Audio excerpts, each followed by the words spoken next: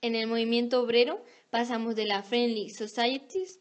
Estas son clubes sociales que tenían como finalidad hacer cumplir las leyes para la protección del obrero y que evolucionaron hacia los sindicatos. Las asociaciones de trabajadores y los clubes de reforma política se extendieron hacia Reino Unido en la transición del siglo XVIII y XIX. Después se promovieron las Communication Laws, que prohibían las asociaciones con fines laborales. Estuvieron vigentes hasta 1824, cuando el Parlamento las derogó mediante una ley que permitía la libre asociación. Durante los años de prohibición se organizaron mítines clandestinos y motines contra las máquinas. A este proceso se le denomina ludismo. En Reino Unido, el sindicalismo destacó con la masacre de Peterloo y por ello el gobierno legalizó las asociaciones obreras. Después de esto, se formó una gran unión sindical gracias a Robert Owen, que propugnaba que los sindicatos se apropiaran de las principales industrias y las gestionaran directamente sin contar con los patronos, pero este sindicato desapareció a causa de las huelgas locales. Este fracaso hizo que muchos sindicalistas se pasaran al cartismo, cuyo nombre deriva de la Carta al Pueblo. Este movimiento consiste en masas de carácter político que reclamaba derechos como el sufragio universal, la retribución económica a los diputados y a la jornada de 8 horas. Más tarde, el cartismo también fracasó, lo que llevó al movimiento sindical británico hacia los métodos pacíficos y la negociación.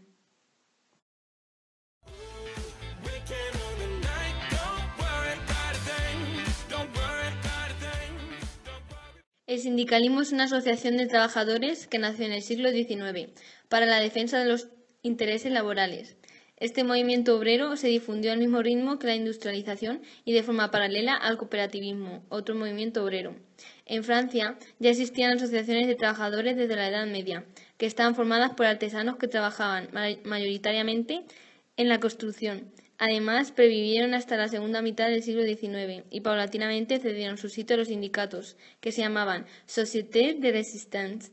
Empezaron a ser muy numerosas entre 1830 y 1840. Durante la época, los sindicatos eran ilegales. La legislación que surgió durante la Revolución Francesa fue contraria a la libertad de asociación. Los sindicatos simulaban ser sociedades. A la llegada de Napoleón III, se abolieron las leyes restrictivas. En 1868 se autorizaron los sindicatos obreros de forma permanente.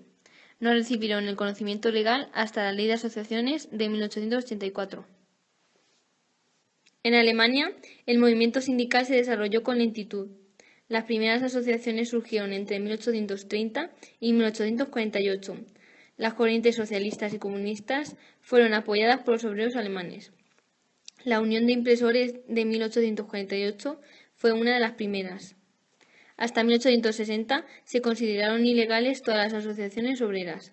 Las leyes francesas de libertad sindical influyeron en el gobierno prusiano, que aprobó una ley que garantizaba el derecho de los obreros a asociarse. Se distinguieron 3 tipos de sindicatos.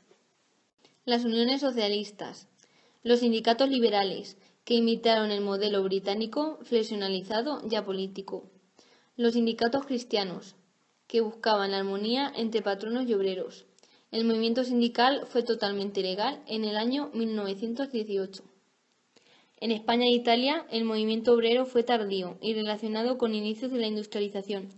Por eso, solo se localizó en regiones industrializadas: Cataluña, algunas comarcas valencianas, Asturias y el País Vasco, y las regiones italianas: Milán, el Valle del Po y Turín.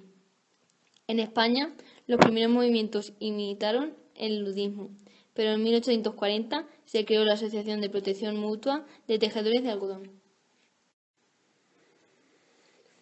Durante 1840 y 1850 hubo numerosos conflictos laborales y en la Revolución de 1868, cuando el movimiento obrero adquirió cierta importancia en el seno de la Primera Internacional.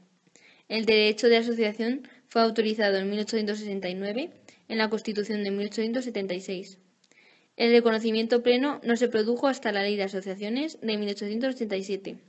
En el caso de Italia, las luchas sindicales tuvieron su inicio en las huelgas del textil en 1864 y 1867.